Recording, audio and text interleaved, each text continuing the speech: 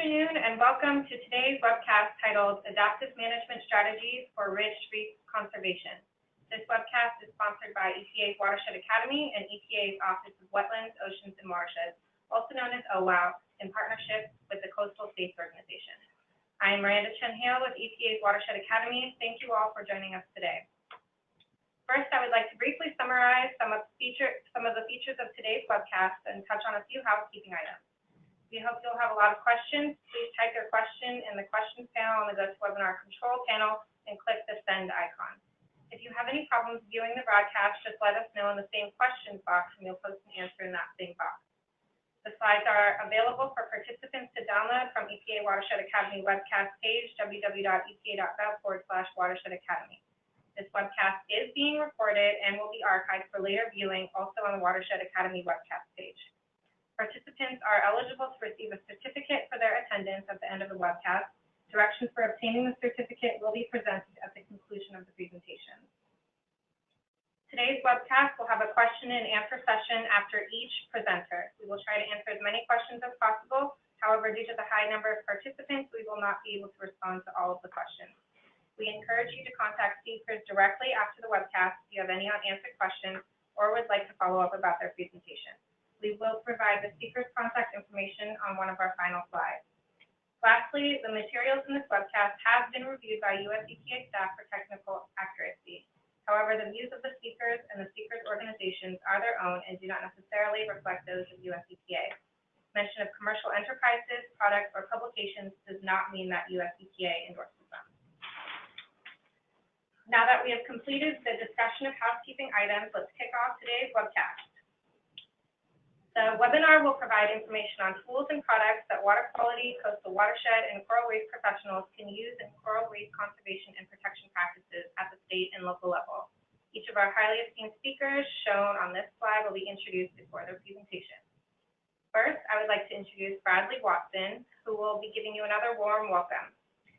Bradley is the Coastal States Organization Executive Director and is responsible for overseeing CSO's programs, initiatives, and administration, as well as managing staff and serving as the primary liaison with the CSO Executive Committee. During his time at CSO, he has worked on a range of resilience policy issues, led initiatives focused on intergovernmental collaboration, and cultivated strong relationships with a range of partners, amongst other roles. Bradley is admitted to the bar in the state of Maryland and resides on Capitol Hill. Bradley, take it away. All right, thank you very much, Miranda, and hello, everyone. As noted, I'm Bradley Watson, the Executive Director of the Coastal States Organization. I very much want to thank you for joining us this afternoon for the first of our co-hosted webinars with the EPA Watershed Academy. To begin, a brief background on the Coastal States Organization and our relationship with the EPA. CSO is a nonprofit based in Washington, D.C. that represents the nation's coastal states and territories on coastal resource and policy issues, particularly focusing on coastal management. Our membership consists of governor-appointed delegates from the 34 coastal states and territories with coastal zone management programs, and we support those members by maintaining a professional community of coastal and ocean managers and leveraging a network of national partners to support member priorities. And as part of that support, CSO partners with the EPA to strengthen federal and state collaboration to both identify and to act on state coastal management needs and territory coastal management needs and priorities. In particular, as part of CSO's island engagement strategy, we provide targeted regional and island-specific efforts to advance conservation opportunities for coastal managers in the island states and territories. Specifically, we've worked with the EPA to coordinate across state and territory agencies, other federal agencies, and NGO partners to support local watershed management and coral reef conservation issues. Our goal overall is to leverage information sharing opportunities such as this webinar today and to elevate and address coastal issues and increase awareness of the relevant networks and tailored resources that meet state and territory coastal program needs. Thank you all again for joining us, and I will turn it back over to Miranda. Thanks, Bradley. Next, I'd like to introduce Terry Johnson. Terry has been with the EPA for almost 30 years, much of that time working in the Superfund Emergency and Remedial Response Program. Since joining EPA's Office of Water, Terry has worked with the Urban Waters Program supporting NGOs doing watershed work in urban areas and is now with the Ocean and Coastal Management Branch, representing EPA on U.S. Coral Reef Task Force, and supporting local jurisdictions to prevent land-based sources of pollution from reaching coastal waters where coral reefs are threatened. Terry has a master's degree in public administration from Indiana University and a master's degree in environmental science from Johns Hopkins. Terry, the floor is yours.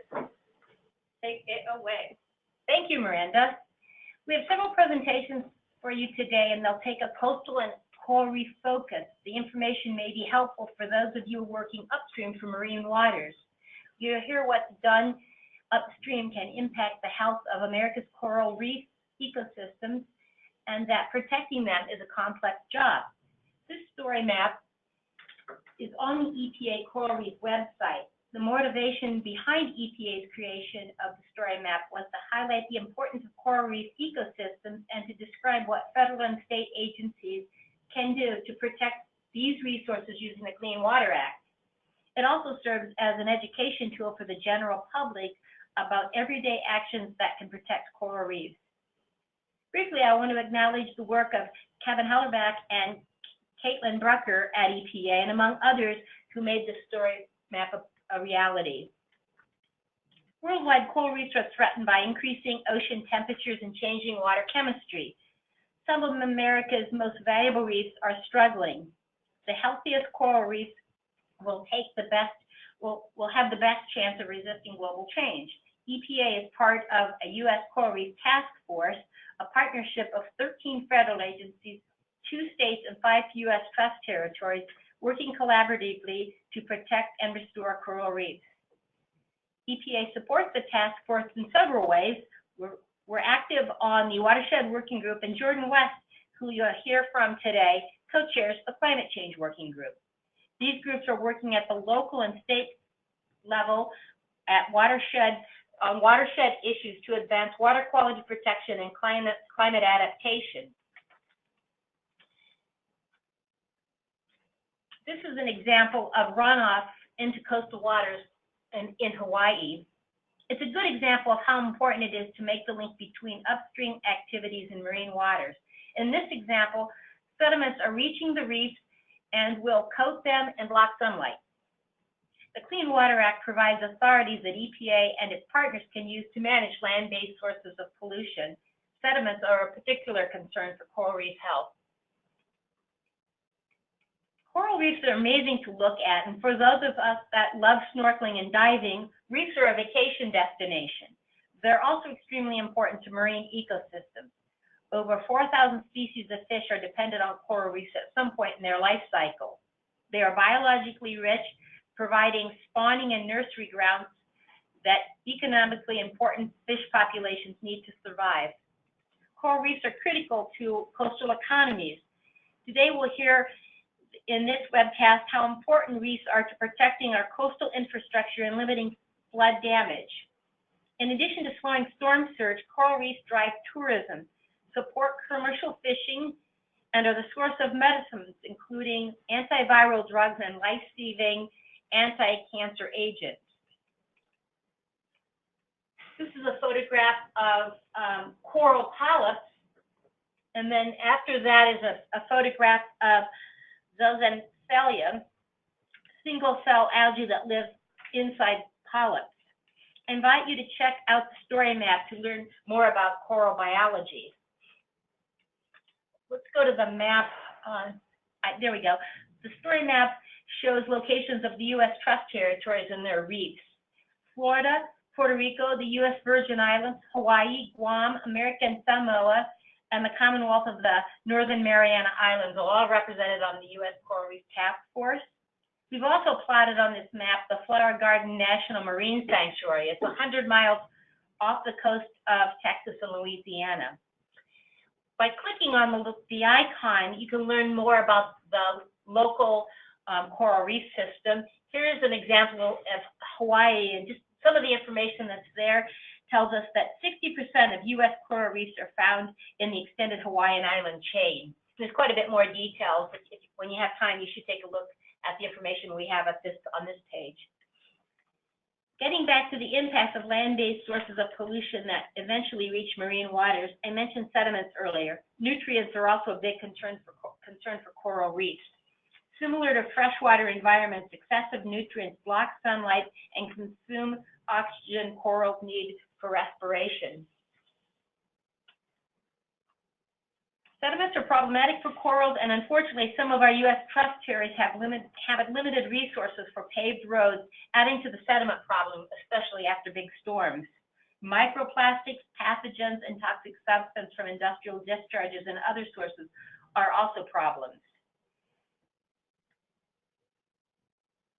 This is showing us changing ocean temperature, and it predicts threats to corals. This map is constantly updating.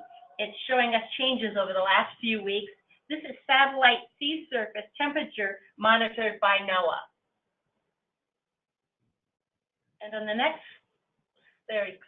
slide, this is images also from NOAA. Corals require carbonate minerals such as aragonite to create their hard skeleton. Concentrations of aragonite in ocean waters decrease with increasing ocean acidity. This video shows aragonite concentrations in ocean water changing over time. You can see dark blue ocean waters, which are higher in concentrations of aragonite, changing to lighter blue and then brown, lower concentrations. Later in the Watershed Academy Ocean webcast series, we will have a webcast on ocean acidification. You'll be able to learn more about this. And then finally, hurricanes cause significant damage to coral reefs through breakage, sand scouring, and transport of debris. This is the 2017 hurricane season, and it's sponsored by NASA. Now, what's EPA doing to help coral reefs? We talked about the U.S. Coral Reef Task Force, and we're going to hear more today about EPA's research. For today, I want to focus your attention on the listing of programs and grant opportunities that EPA makes available to manage land-based sources of pollution. For example, non-point source grants, those are 319 grants, can be used to mitigate sediments near coral reefs. I also want to mention the 5-Star on Urban Grant Program because it has an open request for proposals. It's a public-private partnership grant program with funding from EPA and other federal agencies and private companies. It's managed by the National Fish and Wildlife Foundation. Check out their website for details. The RFP closes January 30th, 2020. I encourage you to familiarize yourself with these opportunities and also visit our website to learn more about the resources EPA has available. This map shows the location of some of the work EPA is supporting in coral reef areas. If you click on the dots and the stars, a pop-up box will appear with a description of the specific project. For example, this is a project that we're doing in the Caribbean. Our Office of Research and Development is just completing research to quantify the uptake of microplastics in certain corals found in the Caribbean and to identify the fate of those microplastics. What can you do? In this next session, we describe what the general public can do to protect coral reefs in their everyday lives. As watershed managers and water quality professionals, we encourage you to think of coral reefs as part of the watershed. Work with coral reef professionals in your community to find out what they're doing and how you can work together to share on shared goals. Look for ways to leverage the Clean Water Act to more intentionally protect downstream resources in coastal environments. And finally, at the end of our story map, we have some examples of how the general public can do what they can to protect coral reefs. And obviously, one of the most important things here, we have educating youth. And finally, that's it. Awesome. Thanks, Terry. There's a lot of great information in there. Would you mind reminding folks on how they can access this story map after the webcast? Thank you. Yes. This story map is on EPA's website. There's the web address. This and a lot more information is at our website. Great, thank you. And just one thing, you mentioned that some of the data in here is updated. Can you talk a little bit more about how the information in here stays up to date, or is it sort of a static map? Some of the information is updated on, so those web links, the one that goes to NOAA and to NASA are updated by those agencies quite often.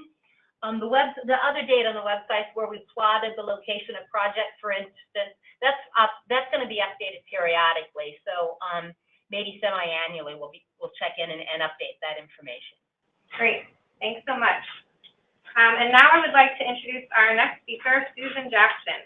Susan has been working in the U.S. EPA Biological Criteria Program since 1992, working first on development of biological methods and indicators for streams, lakes, and wetlands before initiating work on the biological condition gradient, a conceptual framework intended to be applicable for all water body types to more explicitly link science to management decisions and to encourage sharing of data and information across jurisdictional boundaries.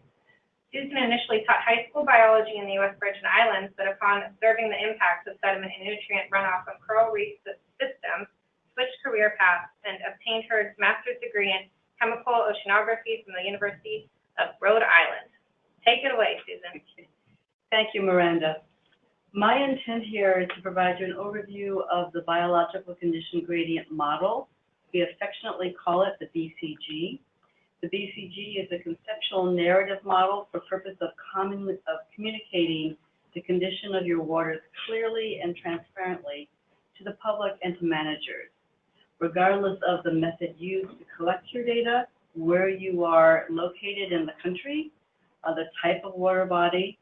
And the reason why is that under the Clean Water Act, states, authorized tribes, and territories had the responsibility for developing and managing their water quality programs consistent with the Clean Water Act. So we have ended up with great programs throughout the country, but they have different methods, they have different thresholds, they have different indicators. It's not always clear to the public what that condition means ecologically. So we have developed this BCG model. I hope it becomes more clear to you as I proceed to help communicate that information ecologically on the condition of your water body, regardless if it's a coral reef or a stream or a lake. I'd first like to give you a quick snapshot of water quality standards. I'm in the Office of Science and Technology. We provide technical support to the Water Quality Standards program on tools, methods, technical approaches to support states, tribes, and territories in developing their standards. There are three key components to a water quality standard. The first is your designated aquatic life use. That is essentially the goal that a state may decide or determine to be the goal for their water body. And I'm getting a signal to talk louder. Okay, I'm talking louder then. Raise this an octave, or try to. So we set our goals for the water bodies. We provide tools, technical approaches to states and tribes and territories to do that.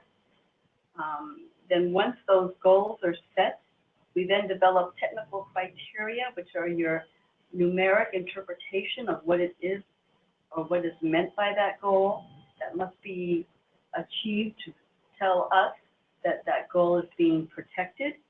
Now, as far as the goals go, there can be multiple types of goals. There are human health goals, there are aquatic life goals, there are recreation, there's navigational goals.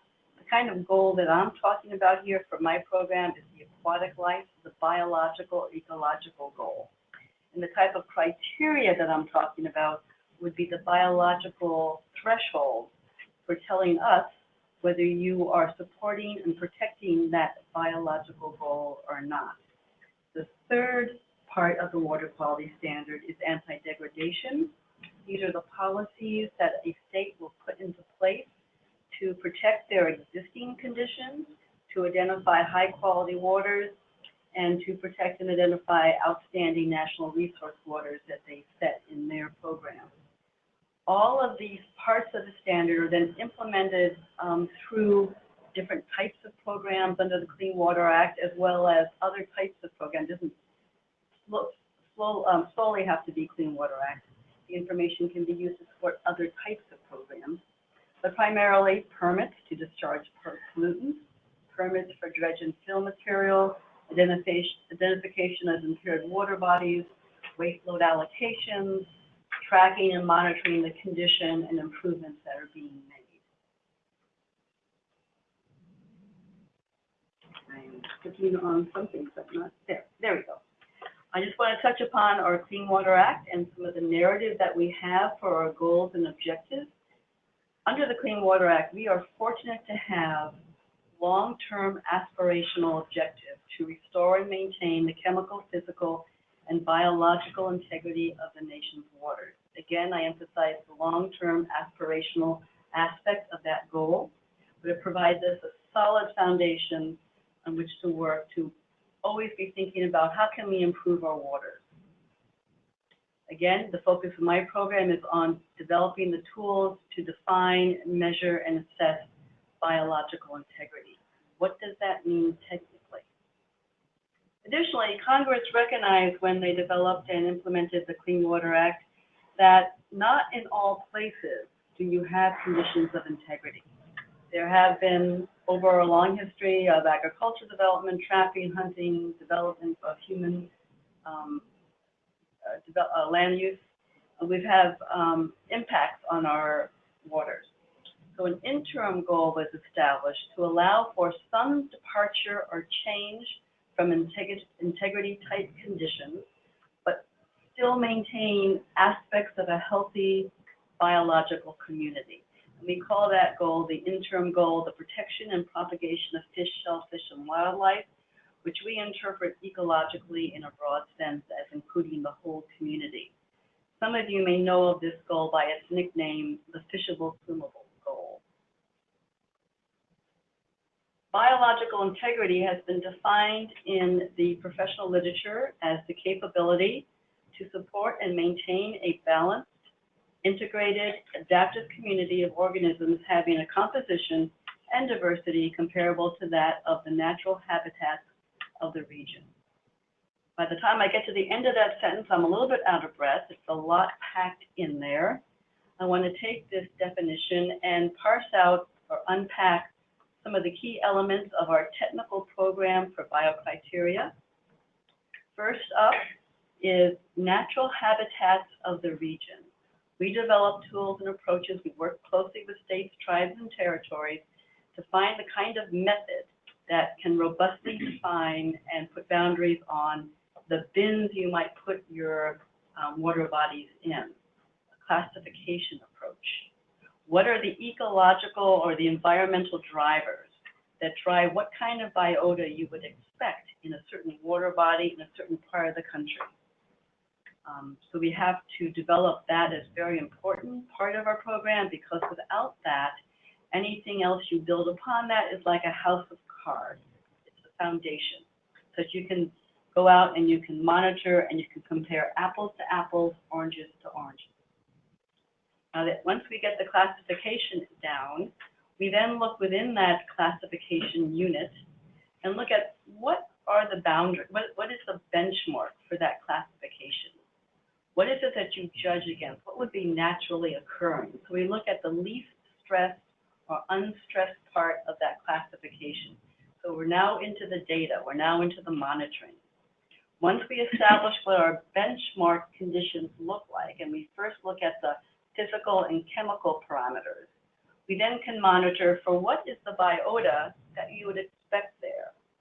That would then define your expectation biologically for what is naturally occurring and you would expect to see there.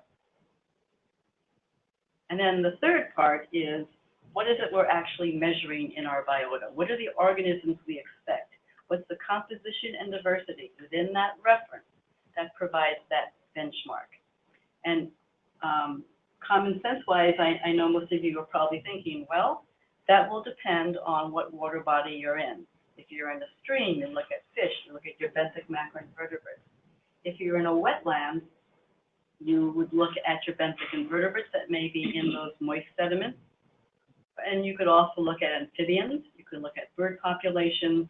In the corals, we're looking right now at your benthic macroinvertebrate community and your coral reef fish community. Those are our organisms in the coral reefs at this time.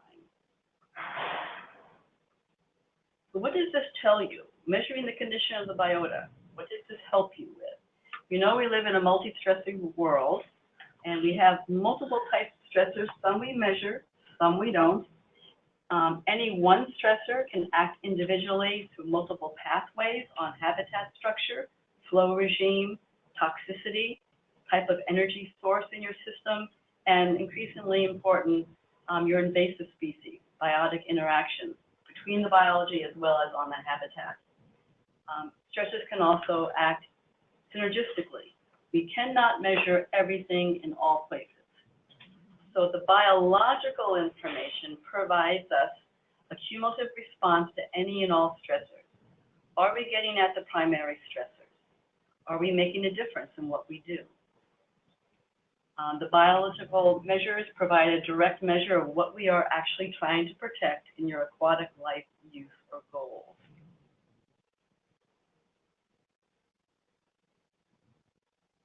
Within our water quality standards program, if you remember back to those 3 key elements, we use detailed biological assessment information that tells us the characteristics of what we expect there in our biotic community. That's your designated aquatic life use. We then develop numeric measures for assessing or measuring whether we are protecting that goal or not. That's your biocriteria.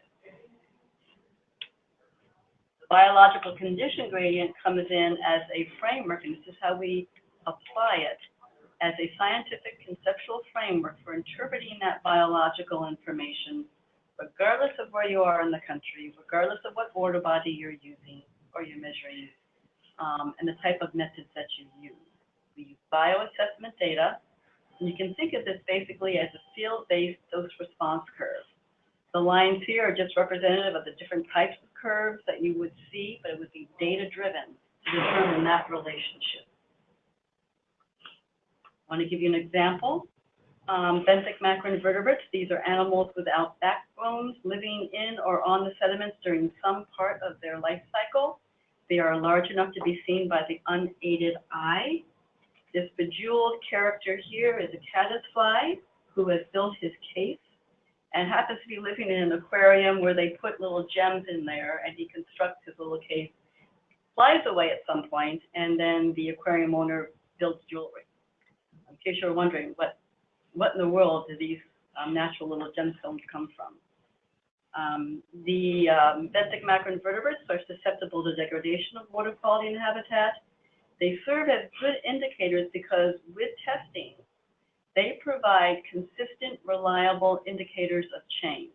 If you remember back to classification, we do classification so we can parse out the natural variability in the system and separate out a signal that would indicate anthropogenic stress.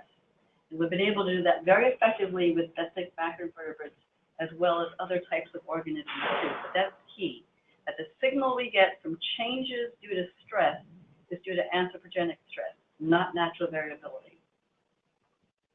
An example from Maine I'm going to walk you through just some visually, some changes in composition. Here we are up in Maine, a beautiful forested stream, clear water. And when they do sampling there, they get this kind of composition, typically in pristine or near pristine, undisturbed or minimally disturbed streams. The blue signifies sensitive species like stoneflies, mayflies, caddisflies. The green generally represents your moderately tolerant, moderately sensitive species. And then the red generally represents your tolerant species like midges. You see you have a nice mix of sensitive, moderately tolerant, and tolerant species. This would be what we would expect as naturally occurring composition of the biota. This becomes our benchmark. We go to another stream in Maine, and again, you see beautiful forested riparian zone that looks like clear water, a little bit darker. Around the corner is a farm that's putting into the stream nitrogen and phosphorus. You see that signal in the composition of the biota. You see basically more of everything. You still have your sensitive species. You still have your moderately tolerant, moderately sensitive species. You still have your tolerant species. You have more of everybody. Typical nutrient enrichment signal in the early stages of nutrient enrichment. If we go to a stream that is receiving input from a parking lot to a shopping mall, you see a profoundly different composition a severe alteration in the composition of your biota. You have primarily dominated a stream biota by tolerant species, snails, leeches, midges, scuds. You have no sensitive species remaining. So this composition is a signal that you have a severely degraded, severely altered system. It's these kinds of patterns of change that reoccur and are reliable and that show up time and time again in different circumstances that give you a very clear signal that there is an anthropogenic stress. The kind of thing we look for in a biological indicator and ultimately in our biocriteria are basically, if I can take the term from Terry, a story map. We have a story map here that tells you that you lose your intolerant or your sensitive taxa fast. Your native taxa, which includes some moderately tolerant species, disappears at a slower pace. You have an increase in abundance of some species, and then a decline, a precipitous decline. Again, a typical nutrient signal. You have an increase in highly tolerant taxa. Again, all this with increasing stress, as well as you begin to see increases in other indicators such as fish tumors and lesions. You have activity, you have indicators all along the stress gradient, so that any one time you can look at your composition, you can look at the arrangement of your species, your proportion, your type of species that are there, and they can tell you a story of where you are either in high conditions or in low conditions along the stressor gradient. We can take that data, we can develop a biological condition model, which we have done. We have narrative descriptions here, increasing stress, and we can use that to communicate and assess conditions along that gradient within context of Clean Water Act language. So here we have the stream data from the different streams you just saw from Maine, the near pristine, there's been some changes, but you still got elements of your community here that are natural, down to severely altered. So the BCG is primarily a data interpretation tool to consistently interpret and communicate to the public, regardless of where you are, methods you use, water body type. You can roll up or scale up to this narrative. Here is the BCG conceptual model. Again, it's a narrative at a 60,000 foot level. On our y-axis, we have levels of biological condition. Natural, structural, and functional and taxonomic integrity is preserved. Then we have increments of change, evident changes in structure due to loss of some rare taxa, moderate changes in structure due to replacement of some sensitive ubiquitous taxa, sensitive taxa markedly diminished, extreme changes in structure. So you have a gradient here in response to changes in watershed condition, habitat, flow regime, water chemistry, and you're anchored here as naturally occurs down to severely altered. So we have a gradient of change narratively set up that can be interpreted and translated with numeric measures. This is done through an expert elicitation process combined with data testing and model analysis and development. And this is just, again, placing those main streams along this gradient. And the language here is consistent with the Clean Water language for biological integrity. So we're relating it in context with the Clean Water Act.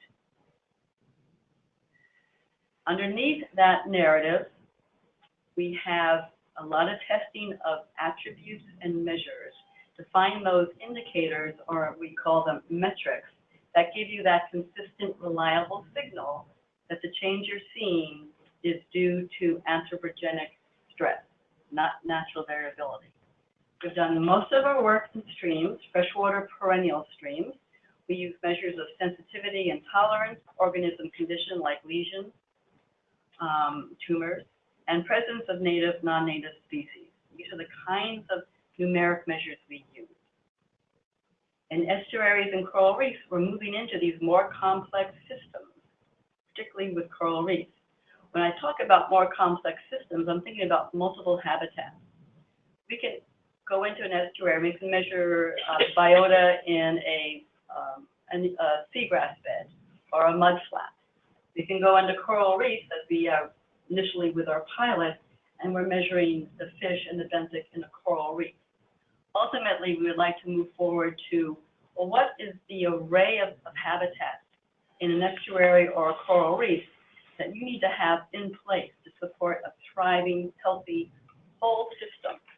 For example, in coral reefs, that could be coral reef systems, that could be your coral reef, it could be your mangroves, it could be your seagrass bed. What's the array of habitats that you need to see there present in good quality? What's their proportion to each other? What's their connectivity to each other? How does this function as a system as a whole? We're not there yet, but that is a long-term goal for us to get to at some point.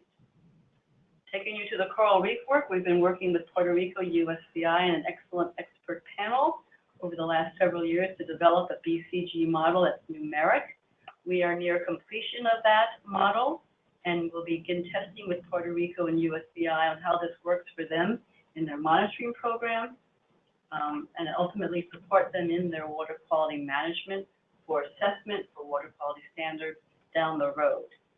We have looked at sites and data, and the expert panel has identified and numerically interpreted different conditions along this gradient, from natural, unaltered, down to some change, we would call that still good, down to greater change or departure, we call fair, we've been as fair, and down to very degraded. And we are focusing on your fore reef and your coral reef to have as clear a signal as possible for change that's measured, and it's not due to natural variability, but it's due to anthropogenic stress. We have developed a numeric model for fish and benthic communities. And I'm going to show you one example for one level, because we've developed this for several different levels. And to provide you an example within the time frame I have, I'm going to choose what we call a BCG level 3, generally called good. So I'm going to take this level and walk you through a part of the BCG model. We start off with a conceptual narrative, BCG level 3, good. Evident changes in structures, biotic community, and minimal changes in ecosystem function. Some changes in structure due to loss of some rare native taxa, shifts in relative abundance of taxa, but intermediate sensitive taxa are common and abundant. Ecosystem functions are fully maintained through redundant attributes of the system. We have narrative descriptions for every single level. And that's our starting part, our starting block. And we bring the experts together, and they begin to identify what are the biological attributes associated with this particular level.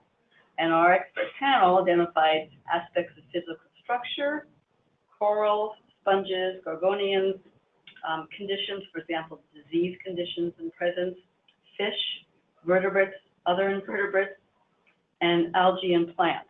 That's our starting spot. Now we then look at data, and we look at metrics, and we don't always have consistent development of metrics that give us a nice signal. Doesn't mean that we will never get there with certain of these attributes, but at this time, and we try and focus on what's practical, because our client, our goal is to support states, tribes, and territories. We take those attributes, test them, and when we get good signals, those are the measures we go with for our first model version. As I mentioned before, for coral reefs, we are working with fish and we're working with coral. Here's just an example of some of the narrative rules that we move from this conceptual down to the narrative through expert elicitation and initial testing with data. And these are just a few of the rules that I can share with you now. Coral cover is moderately high. Coral are moderately diverse, or the coral community is moderately diverse. Sensitive coral species are representative, they're present. Cover is mostly live and healthy organisms, and live cover of Arbicella is relatively high. So sometimes we bring in very specific taxa information. We take those narrative rules and we develop numeric metrics for each of these rules, and we test them and we adjust them with the data. And you end up with quantitative rules for each of the narratives. LPI, this is your line point intersect, it's the NOAA method for coral cover, needs to have a score of greater than or equal to 20. And we allow for a range because we do have variability in nature. We have a range between 10 and 30%, but our target is 20. For corals are moderately diverse, LPI coral species are equal to or greater, or I'm sorry, are greater than 4. We allow a range of 3 to 5 species, and so on. We test these rules with our experts and then with new data sets and then with additional experts to make sure that these rules hold and are valid and credible with the expert panel that we are working with, and that we get a clear signal. So this is just an example how we meet one of our goals, which is to have a clear communication framework where we can cast our condition in terms of the Clean Water Act, and I think in terms that the public can understand and relate to, and we actually walk through the narrative to the numeric measure. The purpose or the way you can use this kind of model once it's been developed is you go out and you monitor. You get your data, and you look at your data, you analyze it, and you determine if that site with that data meets those rules for each level. We develop the rules for each level. For example, here is a high quality water, met its rules for a BCG level 1 or 2, that upper end. You can use this to identify your high quality coral reef, which provides you a consistent, systematic approach supported by documentation that can be easily communicated to say, here's a coral reef. We want to protect this coral reef. There's something special here. Let's establish that threshold and do what we need to do to maintain that. You can also use your monitoring data as you go out consistently to look at early changes in that community composition. You're no longer attaining those rules. You're beginning to see some changes. So you can use it to have early signs of degradation, preliminary signs, before you lose it. That's the purpose of having those levels along that gradient of change. And ideally, put in place BMPs or regulatory mechanisms to prevent further degradation. On the other end, if you have degraded reefs, you can monitor, measure, you say, this has gone to hell in a handbasket. What can we do? And it's going to be a long term. Again, we are in a multi-stressor world. There's usually not just one stressor. There could be, but typically there's not always only one stressor. So you need to sort of think long term. What are the things we can put in place to help us improve this condition and achieve a greater condition and protect that condition? By having this framework with the different levels, with the thresholds, you can begin implementing to adaptive management various BMPs, permits, types of regulations, whatever seems appropriate with a stressor diagnosis. And as you improve, you can say to the public, to your manager, we are making a difference. We're not there yet, but we have made an improvement. And that's really important to be able to communicate, because if we are taking this on the long term, it may be 10 years, 20 years before you really get to where you can go. You need to make sure that the public's behind you on this, and that they understand that this is a wise investment. Hang in there, because you may be able to get better. So again, the measurement of incremental improvements, locking that in where you can, communicating that is a vital tool. And you can also evaluate the effectiveness of what you're doing. If you see no change, then maybe you're missing something, or you need to rethink it. Adaptive management type approaches. So it can be used in multiple ways to help you, your management, to think differently, to secure support in the long term. Two things I want to just bring to your attention that I'm excited about and that we are working with colleagues on now, primarily in EPA Office of Research and Development, but also other partners such as the Nature Conservancy, USGS, with NOAA, other entities as well. We want to link the BCG, and by the BCG I mean those incremental levels and their attributes of condition, with a better definition, a systematic approach to defining watershed condition along that x-axis, starting with intact watersheds, watersheds with high integrity, down to watersheds that have been severely altered. Indicators of watershed condition. This is important for multiple reasons, and one of them, at least from the water quality standards perspective, is understanding the condition of the watershed that your stream or your coral reef is off of coastwise will help inform you if you do invest in restoration. Will you be able to sustain it? Which is very important. So if you're having to prioritize and you're a state with low resources and you're trying to manage your resources as best as possible, where do you put your restoration efforts? And some of it may seem like common sense. This helps document and convey that with confidence and with documentation and support to your managers and making tough decisions.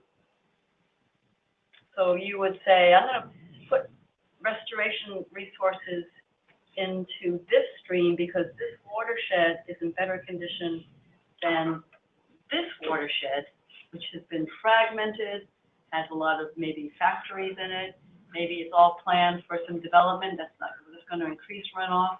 It helps you document, communicate, and make your decisions, support your decisions on where you put your limited resources. So we're excited about that. The other thing is, and I think this goes hand in hand with what I just said with watershed indicators, is pairing the BCG, the levels and the attributes of ecosystem services, so that we're linking ecological condition with social values and economic benefits. Up here, you have your BCG. There's your biological condition, increasing stress. There's your levels, 1, 2, 3, 4, 5, and 6. Near pristine or pristine, down to severely altered. We're wanting to pair that with ecosystem services, and this is just a very general model here, where, for example, coral species diversity. That's a benefit for divers. That's what they care about. That's why they're going into your coral reef and looking around. We also have a measure, again, this is conceptual, fish species in abundance for fishermen and divers. Here we have a shared ecosystem service that decreases with increasing stress. And then another ecosystem service is coastal infrastructure for shoreline and property owners. Again, you may have a decline because your structure of the coral reef, the coral may die, but the reef structure persists for a certain amount of time. So you have a slower decline for coastal infrastructure. These are three different among many other ecosystem services, but for purpose of this presentation, I'm showing a few that can help us look at what happens as we change or make decisions on what to do. Ecologically, what do we gain? What do we lose among the array of ecosystem services that can help inform management decisions? What are the benefits? What are the losses associated with different actions? Tying that ecological, economic, and social information together to better inform decision making. And to engage the public so you can have sensible, ideally a sensible, coherent discussion. So with that, I want to sum up. What can the BCG be used for? To determine and communicate the current existing environmental condition relative to natural undisturbed conditions. Describe what environmental conditions are achievable through protection and or restoration. And that's particularly going to be where we bring in the watershed integrity information. Communicate what is biologically predicted to be gained or lost with different management decisions. Again, that role will be enhanced if we bring in the ecosystem services. And then provide feedback on effectiveness of management actions by tracking incremental changes. Again, important to keep the management and the public engaged and supportive of what you're doing. I'm highlighting this last bullet because Jordan West will be discussing this as part of her presentation. And I apologize, but in the previous graph, Kurt, who follows me, will be talking about coastal infrastructure for shoreline and property protection. I bring these 2 points in because I see the BCG as part of a toolbox for restoration and protection. So we're one piece of a toolbox, a particular tool that combined with other tools that you'll be hearing about today will make a powerful, effective toolbox. I'm going to end here. Here's my panel. I think you're getting a PDF, so you'll be able to look at the panel. Very important to have a depth and breadth of expertise on your panel, so you have a robust model. Here's my email. I'd like to acknowledge my EPA Coral Reef BCG team and partners. There's a whole bunch of folks, and it is a team effort. And for more information, there are some resources here. So with that, I'm not sure if there's time for questions. Yes, we have a little time for questions. A reminder for the audience, please submit your questions in the question box. Just to kick us off, I guess I will ask one, which is, this is neat. I've heard of the BCG being applied in freshwater ecosystems, but not so much for coral reefs. Building off that last slide you had on the panel, could you talk a little bit more about how you engage and incorporate and make a panel when starting one of these projects? Okay. First thing we do in BCG development is we work with those who want to use the model. So we discuss this with our Office of Research and Development, who was in the middle of working on a decision-making pilot down in Puerto Rico. We worked with Puerto Rico USDI scientists and state program managers to say, what would this tool look like? How could you use this? We then talk and basically scout around for what would be the members, who would comprise this expert panel. So we then discuss with the experts, we identify an expert panel with practitioners and your research community. We bring them in after we do our homework, and our homework involves looking at what's the data out there, let's assemble data exercises that the experts then can work with to give us their opinion on how they would characterize about a BCG condition for different levels. So we do that homework, we engage, we have expert panel meetings, we work through different data exercises, we set up scenarios, and then and they will sigh at this. Anybody on the line here who's been on that panel, we get together for meetings, and then we have a lot of webinars and homework. We present data, and we present scenarios and say, look at that data. How would you assign that data to a level? What level does that mean to you? And then we say, why?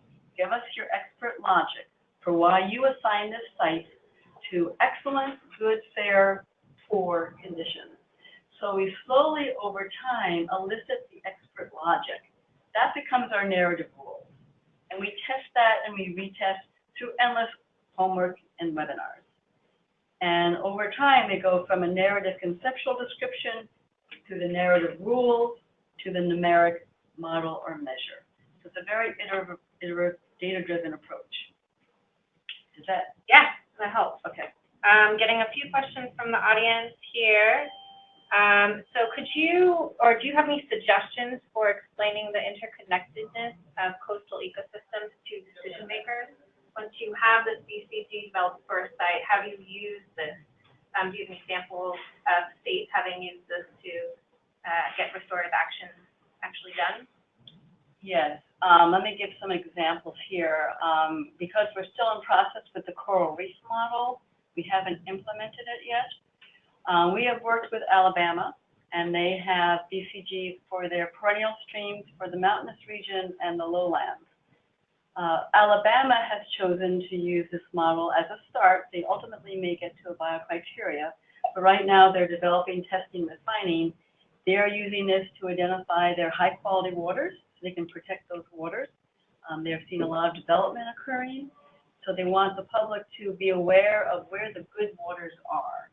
And when they do even local land use decisions, they can be informed about a development that might be protective of those waters. They also have a lot of non-point source issues. And what I understand, talking to Lisa Huff, who is our contact in Alabama, she runs the bioassessment program, they are in it for the long haul for implementing BMPs to address non-point source. And they want to use the data and the BCG model to help inform their managers and their public that what they're doing is making a difference. And they know it may take 10, 15 years. That's Alabama. Minnesota has adopted the BCG to support their existing technical program into their water quality standards. Now, water quality standards provide a legally enforceable threshold. They are using the BCG to assess attainment and determine where there's impairment, their use is not being protected, and that triggers protective actions so that they can attain their standards and not be non-attainment. California has developed a BCG that tried actually a different approach than our method. Same end result though, they have a numeric model. They're using that to support them in their nutrient management planning. So they are focusing on nutrient management issues and using that biological data to help inform how they proceed on addressing nutrient issues. It's just a smattering. Great. Thanks so much. I think we are going to move along in the interest of time. Again, if your answer or your question was not answered, please do reach out to Susan directly. Our next speaker is Kurt Storlazzi. He is the Chief Scientist at USGS Coral Reef Project and Co-Chief Scientist of the Coastal Climate Impact Project.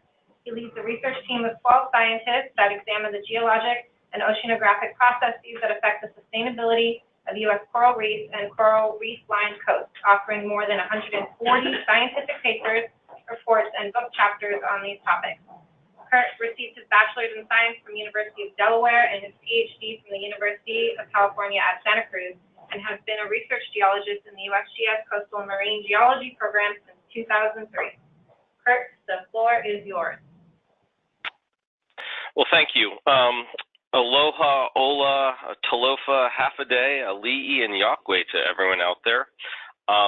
Today I'm going to discuss the role of U.S. coral reefs in coastal protection. And this was an effort after spending a decade of looking at land-based pollution impacts to reefs and not seeing much change in terms of the health and sustainability of reefs, of trying to rethink how to value coral reefs. And so this work was done with our colleagues at the University of California, Santa Cruz and the Nature Conservancy, with some funding from the Department of the Interior's Office of Insular Affairs. So as discussed, the majority of the coral reefs in the United States are in the Pacific. And U.S. coral reefs, as determined from a report funded by NOAA in 2013, U.S. coral reefs generate $2.064 billion annually in terms of tourism, fisheries, and recreation.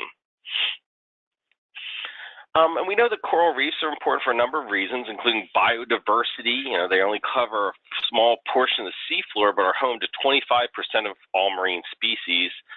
Especially a lot of commercial fishery species, and those fisheries are a primary source for protein for most island nations. And obviously for tourism, which is how most of us know coral reefs, and that's also a primary source of income for a lot of island nations. However, we know that coral reefs are being degraded at a rapid rate. 10% of the world's reefs have been lost. Another 60% are threatened by anthropogenic activities. Those are direct impacts, let alone global stressors such as temperature-induced bleaching and ocean acidification threaten pretty much all the world's reefs. And, you know, this has been published in a lot of journals, books, newspapers, is the degradation of coral reefs globally. I I would argue in the United States, we've struggled to protect and preserve coral reefs along populated coasts. And I stress that populated coasts, we're really good at, where there's no one around out in the Pacific remote insular areas in Howland and Baker where no one's within 500 or 1,000 miles. We're good at preserving those, but we're really not good at preserving along populated coasts. Florida, Hawaii, places like that. In the U.S., I think we have about 1% of our coral reefs protected, while a lot of other nations have 20 to 30%. And I argue that's for economic and geographic reasons. If I theoretically want to do something that would negatively impact a coral reef, bad land use practices, poor coastal development, I'd easily argue that, well, gosh, the best, highest diversity reefs are up the coast, and where all the fishing boats go is down the coast. And so you kind of get away, and you'd argue that, gosh, well, whatever I'm going to do is going to employ 200 people for the next year to build it and 50 people a year to employ it. So it seems to always become this argument that's kind of apples to oranges. It's always argued from the economic side versus species diversity or nebulous things like fisheries and tourism that really aren't place-based. And so I'd say if their innate beauty, tourism, fisheries, and species diversity are not compelling enough argument for the protection and restoration of coral reefs, what is? Well, I think what we learn is what makes most decisions in the halls of government are dollars and lives. And so the idea was to try to take some of what we've learned recently and trying to apply that. So when we look at a lot of the U.S. coral reefs, here's a picture of Honolulu or Miami, Florida, Hagatan, Guam, Key West, Florida, Pago Pago, and American Samoa. We see a lot of coastal infrastructure with a lot of people living right at the coast, areas just inshore of coral reefs. Now, recently, some research we've done, this first plot, looking along the x-axis, is incident wave energy, or the amount of incoming wave energy to a reef. The y-axis is showing the amount of energy dissipated, so all the wave breaking on the reef. And what we see is that, in general, reefs produce about 90%, 97% of the incoming wave energy. Some more recent work we did for the Department of Defense. The x-axis here is hydrodynamic roughness. And when we think of higher hydrodynamic roughness on the right side, that's what we have: live coral, very irregular, has high roughness. The left side of that axis is low hydrodynamic roughness, dead, degraded, flat coral reefs. And what we see is the wave-driven run-up, or the amount of coastal flooding, increases as we go from healthy reefs to degraded reefs. So taking all this information together, we were trying to think of, gosh, is there a way we can determine the hazard risk reduction provided by coral reefs? Now, to do that was an extremely complicated approach for basically assessing the coastal protection value, and really that's an expected damage function. This is a combination of oceanographic, coastal engineering, ecologic, geospatial, social, and economic models. But it really comprises three parts. The first column on the left side are the hazards. So this is, we take 61 years of wave information, we dynamically downscale it through physics-based oceanographic models to points just off the shoreline. We reconstruct those time series, and then we're trying to evaluate, so that's the hazard. Now is evaluating the role of the reef in terms of coastal flooding. So then we have a bunch of cross-shore models all along the shoreline. We take some engineering tools and determine what we call like the storm return interval. So like, what's the 10-year storm, the 50-year storm, the 100-year storm? You often hear about this with coastal or flooding on rivers. We kind of, it's loosely equivalent to like, the different intensity hurricanes. So then we determine, and it's also used for most coastal engineering devices, we determine different storm intensities. Then what we do is we model flooding, and that's this box G. So we model flooding with the reef, which is just shown in the schematic in blue, and then we degrade the reef in the model. So we don't fully remove the reef, but instead instead of having live coral on top of it, we kind of numerically remove that coral, so now it's a smooth surface. And we also drop the elevation of the reef a meter. Now that might seem a lot, however, our colleagues have made measurements of that order of reef degradation in Florida and Hawaii and elsewhere. So this is not unrealistic, this is actually happening.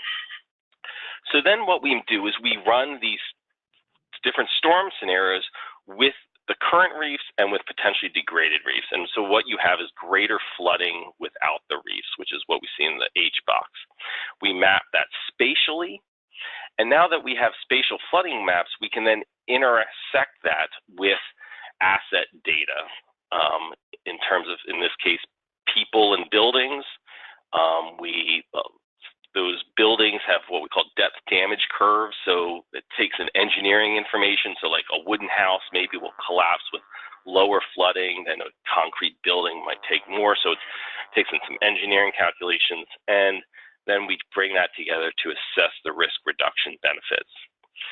So this is about 2,000 hours of computer modeling time, which over a year's worth of time, and some 30,000 models. Very complicated, but we'll walk you through what it gets us to. So first off, we did this for all the U.S. coral reef or populated coral reef line coasts. So there's a number of islands, what we call the Pacific remote insular areas out here, Howland and Baker. But we did this for all 3,100 kilometers of U.S. coral reef, populated coral reef line shorelines. And so this is the end up kind of the result. So what you see, this is a place in South Kihei on the island of Maui. Offshore, you see the gray reefs. So we modeled the flooding with the current reefs, and the inland flooding extent is this blue area. Then again, we remove the roughness of the reef. We drop the elevation of the reef, not the entire shelf and seafloor, but just where the reef was a meter. And we reran the flooding model. And now you see greater inland flooding, which is this red area. And you can see this is at 10 meters resolution. So this is a fraction, we're at the resolution of a fraction of a city block. But now, so what you can think of is the red area is the area protected by those coral reefs. We take that same information, we cross it with the U.S. Census Bureau's Tiger database, which has social information, so number of people, age, income, race, things like that. And so now all of a sudden we can quantify for this 100-year storm flood event. Now you see a map of the number of people protected in those flood zones.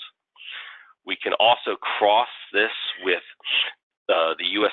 Federal Emergency Management Agency's HAZAS database. So this has information on building values, building types. So again, we can apply those depth damage curves that again, like maybe wooden structures would collapse sooner than concrete structures, and again, the costs associated with them, if they're industrial buildings, if they're commercial buildings, if they're government buildings. And so now we're quantifying that the value of that reef in terms of dollars and lives. But we can also take that to economic disruption. If we think about, say, housing loss, well, those people, by not having housing, that's going to affect them being able to work and contribute to the gross domestic product. So we can compute those number of people flooded times the GDP, gross domestic product per person per year. Or if we look at building values, or commercial properties, we can also commute the destruction or the damage to commercial and industrial buildings, how that can contribute to GDP. And that's all tied in through the Bureau of Economic Analysis databases. So we can do people impacted, buildings impacted, and the associated economic disruption from those building impacts. So together, again, we do this. This is a plot. This is showing flood protection of coral reefs in Maui. Along the x-axis here, we have our 4 storm return intervals. We ran a 10-year, a 50, 100, a 500-year storm.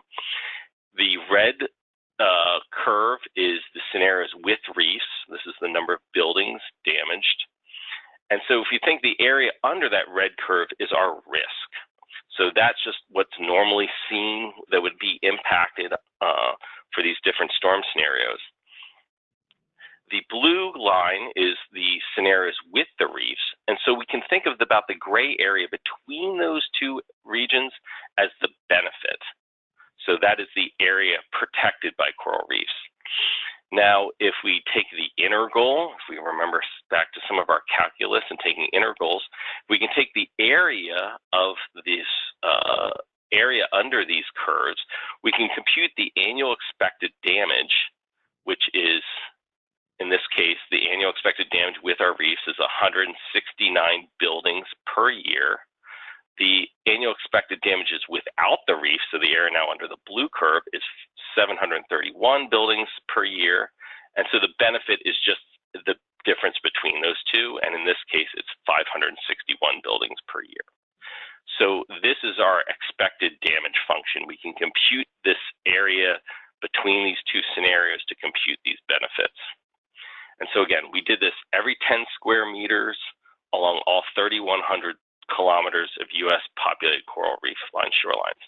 And so this is just a map showing the risk. So again, Florida, Puerto Rico, U.S. Virgin Islands, Hawaii, American Samoa, Guam, and Tinian, Saipan, and Sienna. And so we can map out the risks. So this is just what would happen with the existing reefs in terms of people and area threatened. So this is the area under that curve. The area between the two curves, again, now is our benefits. And so now you're seeing mapped at 1 kilometer resolution the annual benefits of hazard risk reduction provided by U.S. coral reefs. And you see there's really dark colors, the purples and blues in certain areas, primarily South Florida, Miami, Broward County, Oahu, and Maui, and Hawaii, and some areas of Puerto Rico. And if we do that total number, it's 18,180 people per year. Again, this is old census data. We know coastal populations have gone up, but it's only consistent census values. And then if we look at the damage to buildings and economic disruption, we see that value is 1.805 billion. But you see, this is not back of the envelope, 1.85 billion. I mean, we can get down to the dollar values. So these aren't back of the envelope, hand wavy kind of things. These are very precise calculations made at 10 square meter resolution. And you see in some of these areas, you're seeing annual values on the order of $50 million per kilometer of reef per year, which is extremely high. And you also see high spatial variability. And again, the largest numbers typically on Oahu, Maui, Miami, and Broward County, but you also see some very high values in some of the trust territories, Puerto Rico and American Samoa.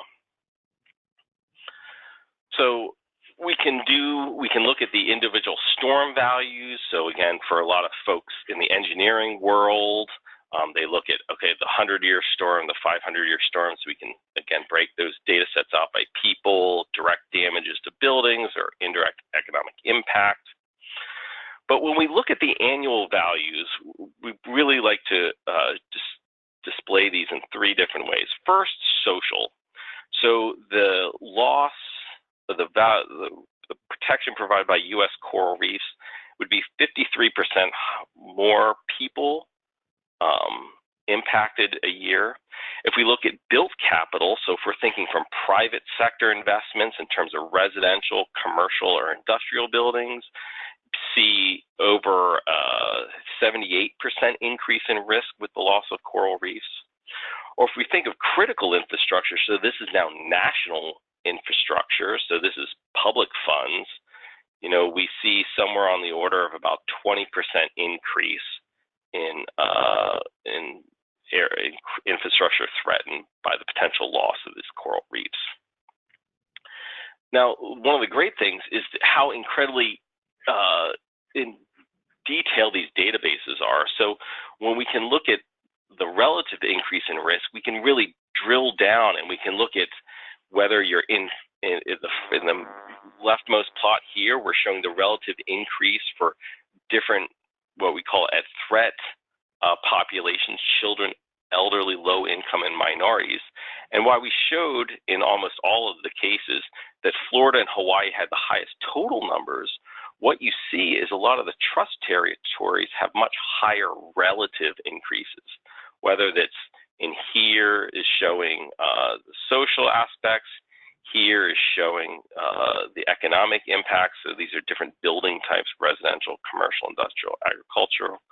And when we pull all of these together, in terms of now the economics increase so much in Florida, but what it shows is even though some places like Florida and Hawaii have the highest numbers, total numbers, it's really showing that a lot of the trust territories have much more susceptibility relative to their GDP and overall numbers.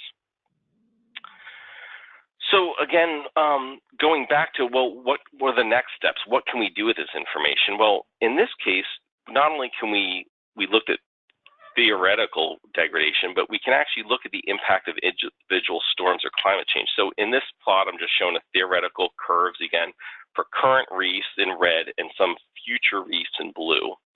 As part of the 2017 Hurricane Supplemental, we're doing just that.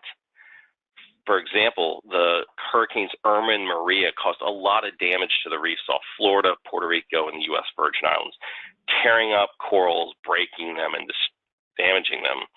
NOAA went out, their Center for Coastal and Ocean Research, and the Restoration Center mapped damage all along the Florida Keys and Puerto Rico.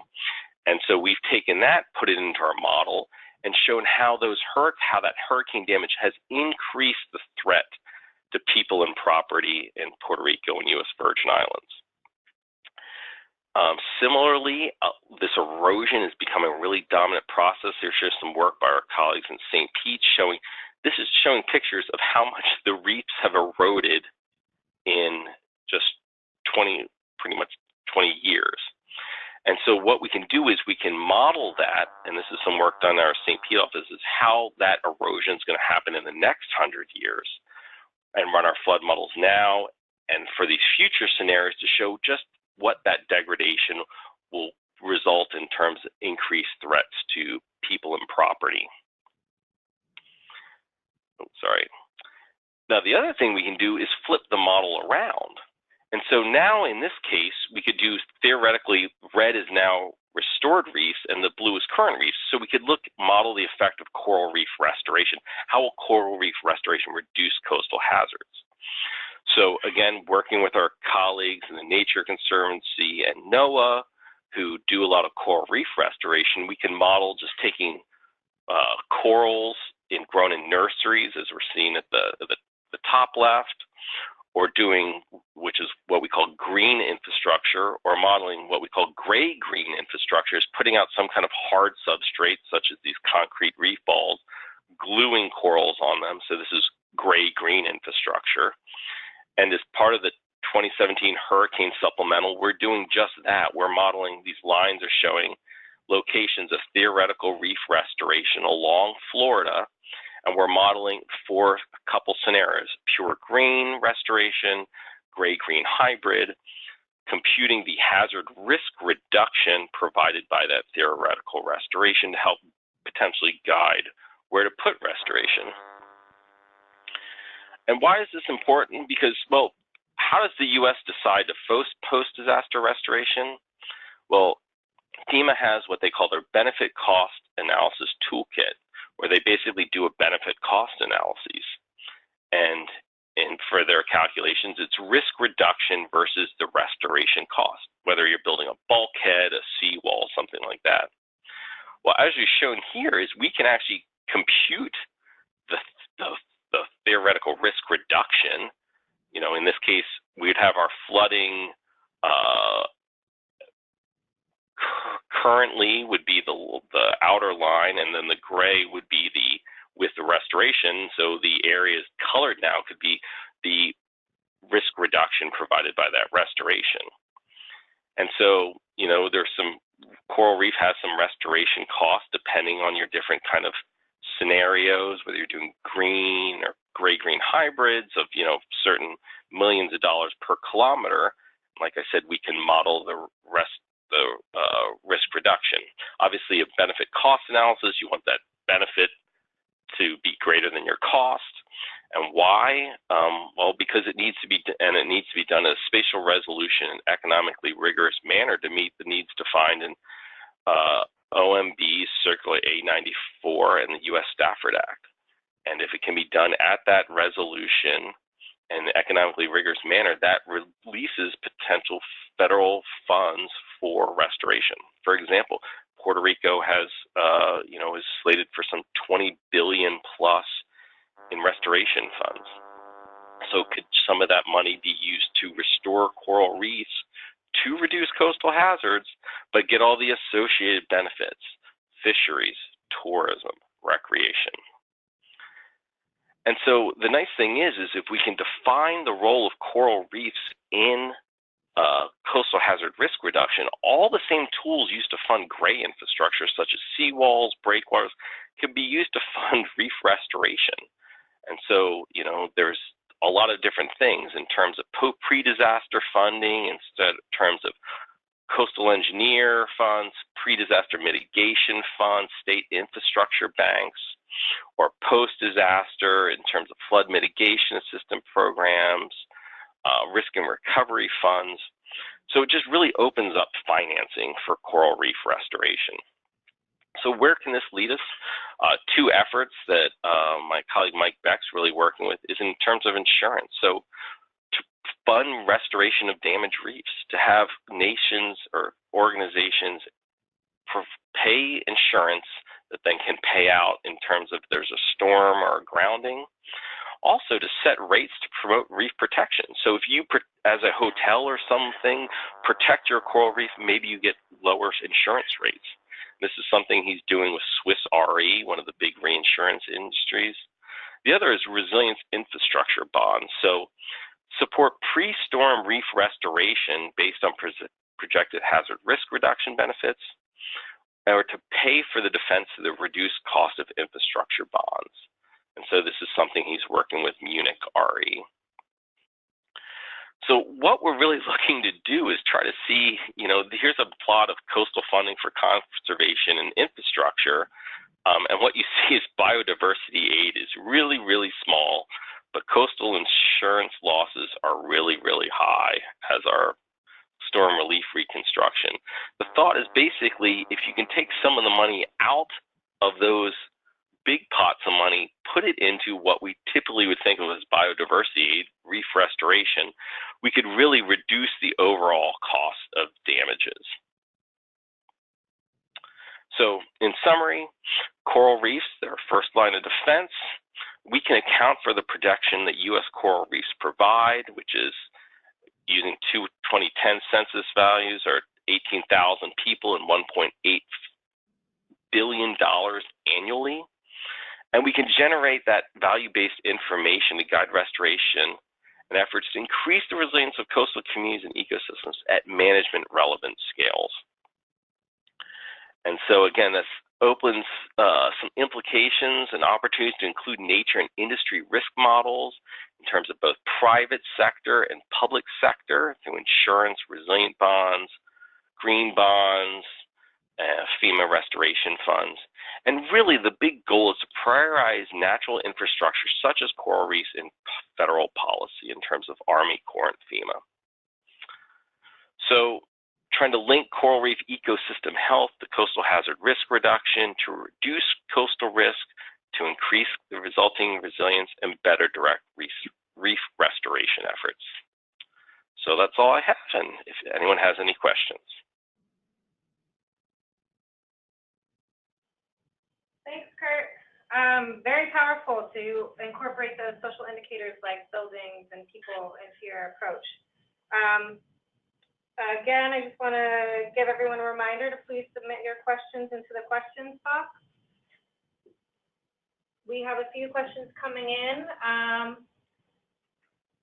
The first one, how does this flood mapping compare to sea level rise exposure area mapping that's been done by the Sea Grant Ocean Observing System, Pacific Island Ocean Observing System? Is it mostly benefits of coral reefs to shoreline? Well, so this is not sea level rise. Sea level rise is, okay, sea level rise, you have increased coastal flooding. This is showing what reef degradation will result in. Now, just letting you know, we've now been funded by the Pacific Islands Climate Adaptation Science Center to now incorporate the flooding with sea level rise. So we will be doing that. But the current sea level rise viewers are just showing the bathtub flooding, so just how much sea level. This is taking the wave-driven storm flooding and incorporating that. Thank you. A few more questions coming in. Have you quantified this type of value for other types of natural infrastructures? I'm thinking more inland, like riparian buffers, mangroves, that sort of thing. No, we haven't. To be honest, this is the first time a ecosystem hazard risk reduction has ever been mapped at a national scale and at this precision. The thought is we're talking to folks who do mangroves and things like that. Similar tools could be applied, but we have not done that yet. Along the same lines, why do you think that hasn't been done before? Because it's well, first off, I don't think a lot of the science has been done. We spent probably over 3 years, primarily with funding from the U.S. Department of Defense and the Department of Interior, just to understand how waves propagate across reefs and how corals reduce waves and wave-driven flooding. So a lot of that science needs to be done. And then it's just the work to do it at this scale. This took us 3 years, and like I said, probably 2 years worth of computer models running. And then the geospatial analysis, it was not an easy thing to do. And I will say this, is we messed up multiple times trying to get it right the first time. So it's a very big undertaking. But again, I think a lot of the problem is the lack of understanding the basic physics and science. Mm-hmm. I guess another question, are people buying it? Since this is sort of a state-of-the-art and a new type of way of assessing damage, how are people using the information you've provided? Are they? Well, are they? There's been great interest in it. FEMA is looking to incorporate these results, or we're talking about them. They're interested in incorporating these results directly into their benefit cost analysis calculator. That's huge because that'll change federal policy. Army Corps of Engineers is already bought the concept of coral reefs as green infrastructure. So it seems we're moving down that path with federal dollars. In terms of private sector, organizations such as the Nature Conservancy and NOAA, the USGS, all we do is science. We don't do any policy and management, things like that. So sometimes that's a good thing, sometimes that's a bad thing, but we work with partners like the Nature Conservancy, NOAA, and they're translating this to the private sector. So we've had meetings in Hawaii, we've had meetings in Florida about this. I just got a request from a congressional delegation in Florida for how this can be incorporated in state planning. So people are buying it, just in terms of the hazard, but also the role of restoration in reducing that hazard. We were funded by FEMA to do some of this work in the U.S. Virgin Islands following the 2017 hurricanes. So they're buying it because it is very rigorously done and it's backed up with engineering models. This isn't just a hand-wavy index thing. So yes, people are buying it. We're still in the infancy. This was just released this past summer. We're trying to get the more specific place-based information into people's hands so that they can make better informed decisions. And so that's falling on us to get the communication out there better, more detailed for folks to use more effectively. Okay, I'm going to end with last question. So there's quite a flurry. So I would encourage the askers to reach out to you directly. But where can they find a copy of this report easily? The USGS website? Yes, and if you see the slide that's still sitting out there on the screen, there is the report, yes, listed down at the bottom, rigorously valuing the role of U.S. coral reefs in coastal hazard risk reduction, or just USGS Coral Reefs Hazard Risk Reduction. Google that, and you'll be able to get to that report. Like I said, at the request of our partners in the states and territories and other federal agencies, I mean, this report is super detailed, like I said, all these breakdowns by socioeconomics, but we're also trying to provide more outreach materials for local states, territories, communities to be more tailored to their needs. So we're working on those, and when those become available, we'll release those also. Thank you so much. Thank you. All right, introducing our last speaker, Jordan West. Jordan is a senior ecologist in US EPA's Office of Research and Development. Her areas of expertise include coral reef and wetland ecology, climate change impacts and adaptation, resilience and threshold theory, expert elicitation processes, and human-centered design. Dr. West's research focuses on frameworks and methods for assessing the vulnerabilities of aquatic systems to climate change and developing climate-smart adaptation responses that can be integrated with program planning and structured decision-making processes. She chairs the Climate Change Working Group of the Interagency U.S. Coral Reef Task Force, works with National Estuary Programs on resilience-based management of coastal wetlands, and has been a regular contributor to reports for the National Climate Assessment of the Interagency U.S. Global Change Research Program. Jordan, take it away. Thanks, Miranda. It's a pleasure to be here, and thank you to everyone on the phone for this opportunity to talk about the Adaptation Design Tool for Natural Resource Management. A couple of things up front before I get started.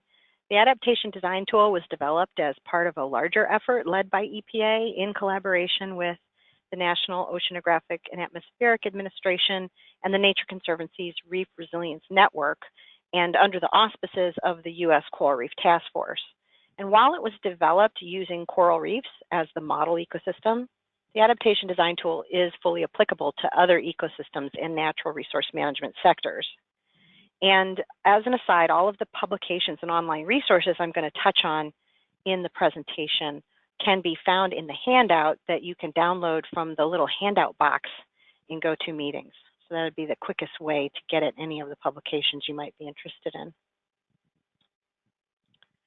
So why is adaptation important? I won't belabor this point for very long because I know that this audience is well aware that rapid environmental changes and extreme events associated with climate change are shifting the context in which we all do our natural resource management. And in the case of coral reefs, we have direct effects of climate change, for instance, in the form of warming oceans leading to thermal stress and coral bleaching, also in the form of changes in ocean chemistry leading to pH changes and slower growing and more brittle corals.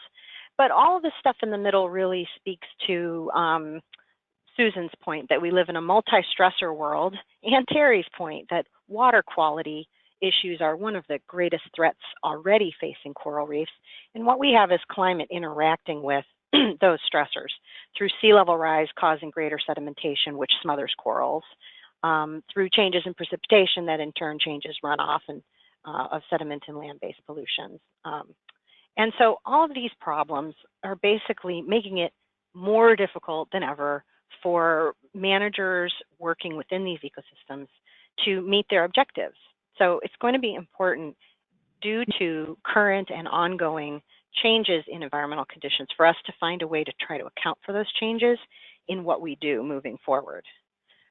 So recognizing this, the Climate Change Working Group of the U.S. Coral Reef Task Force developed a project to apply principles from the 2014 Climate Smart Conservation Guide, tailoring them specifically for use with coral reefs.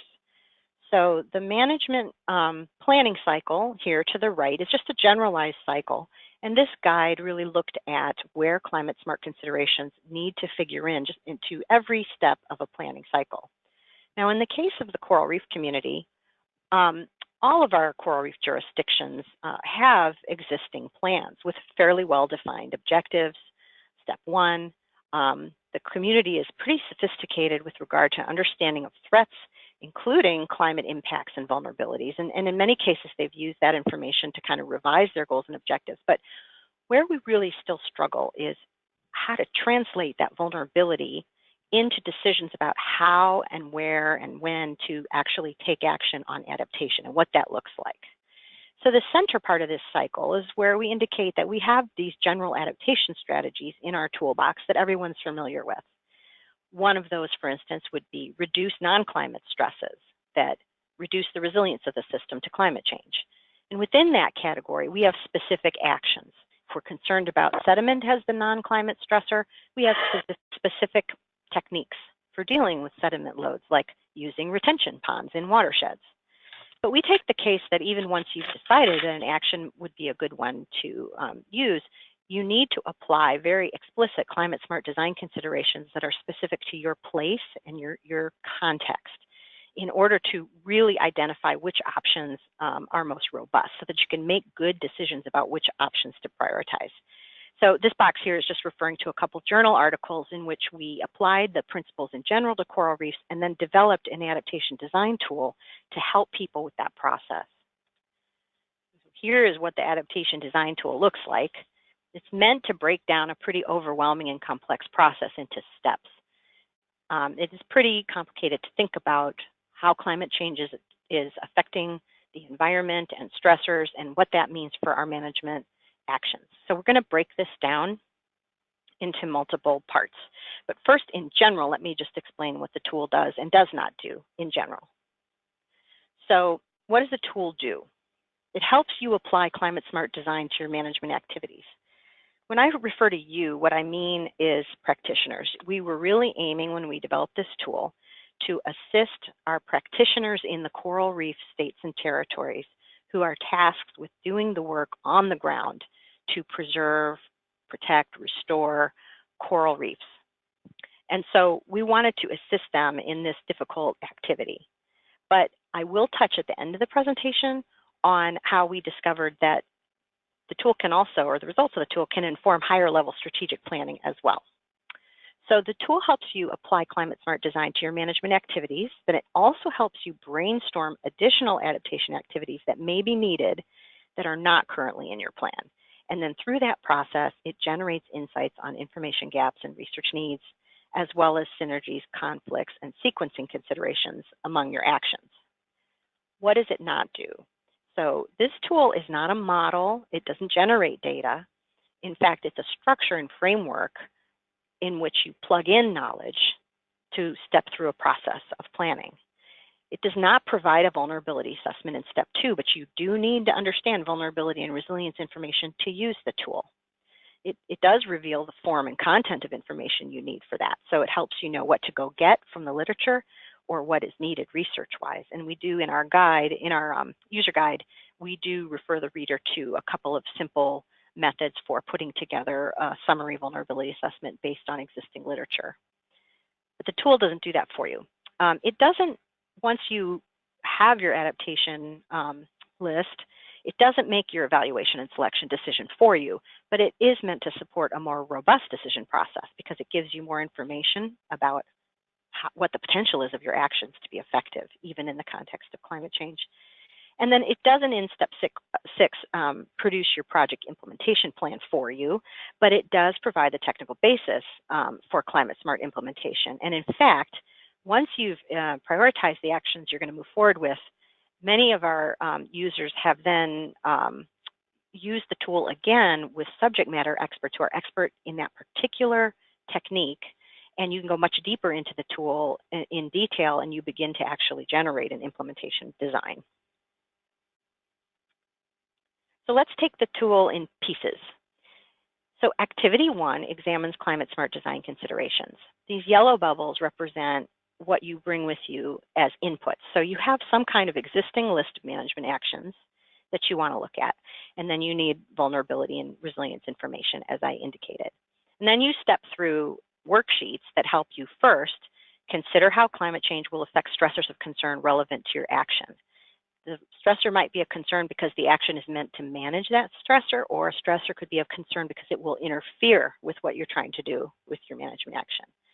And then worksheet 1B then analyzes what does that mean for adapting the management action. So how does the management action need to be adapted in order to be effective given changes in your stressors or given direct impacts of climate change? So let me give a really basic example to give you an idea what I mean. So one of our West Maui examples when we did our workshop there was in their plan, they had install terraces adjacent to dirt roads in agricultural areas to reduce sediment runoff onto reefs. So the first worksheet about stressors would have you answering a series of questions that would get at things like, how will increasingly severe storms affect the volume, pattern, and timing of runoff onto into terraces? And then how can the terraces be designed, such as the number, the durability, the dimensions, and located in the landscape to account for those effects? So at the end of using the tool, you begin to have a longer statement of what your climate smart action is. So instead of just install terraces adjacent to dirt roads in agricultural areas, you have install terraces resistant to extreme events. What does it look like to engineer a terrace that's more durable to extreme events?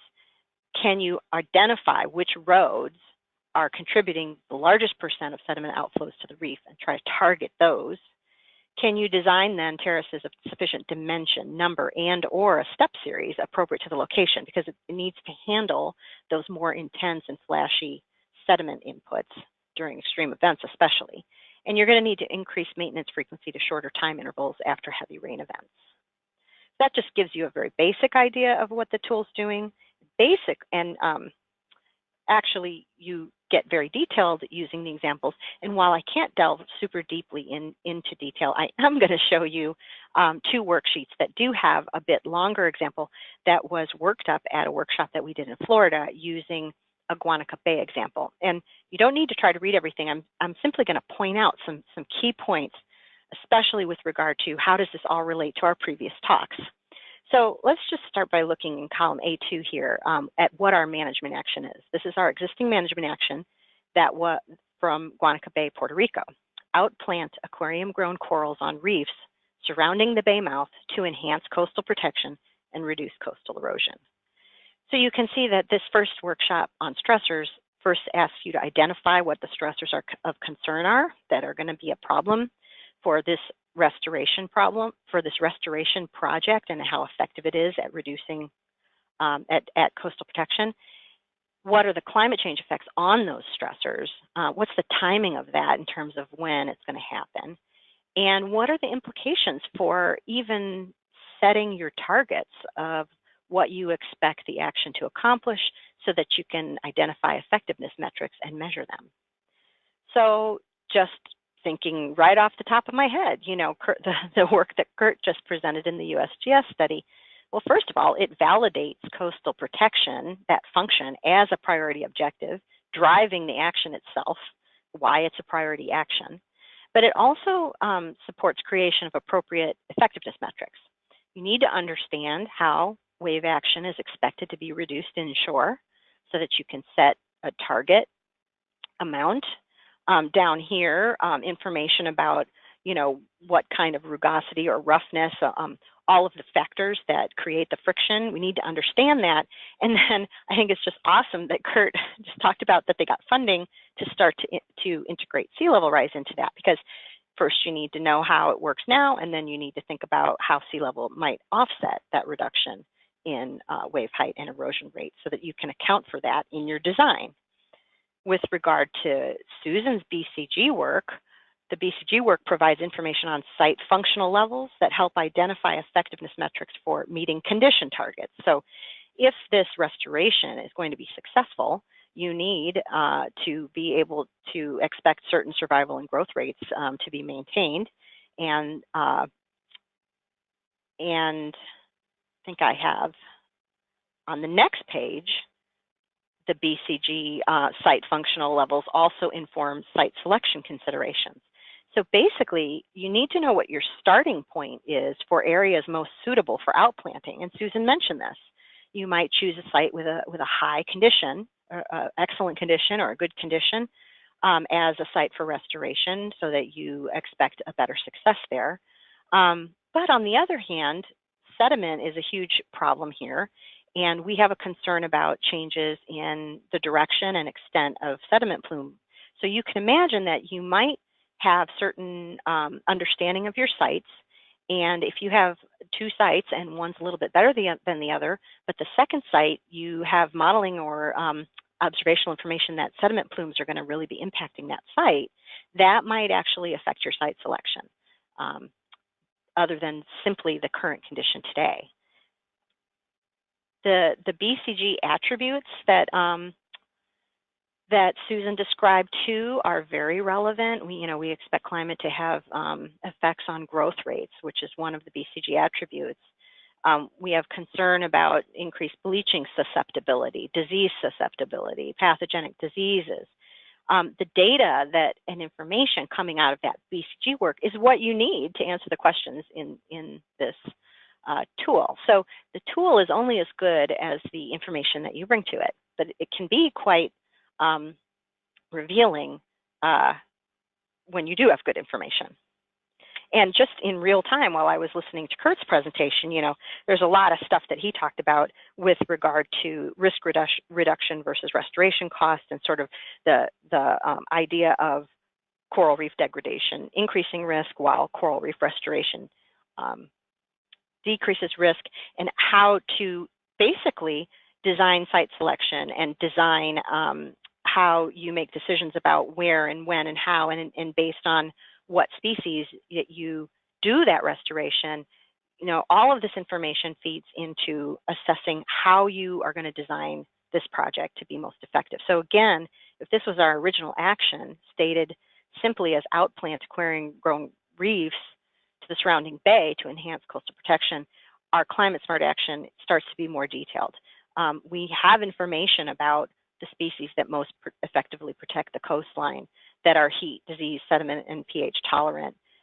We have some advice on about when to outplant, and even how they should be affixed, and because we have, and then how to sort of ensure our nurseries and how to monitor. So as you work more and more to add more and more detail, you begin to actually develop out a pretty strong sense of what the prospect is for this action to be successful.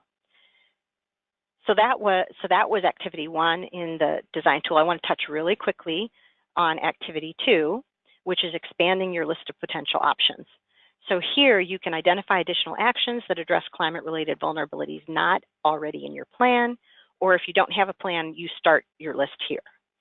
Again, you need your vulnerability info to understand what is and isn't addressed in your current actions.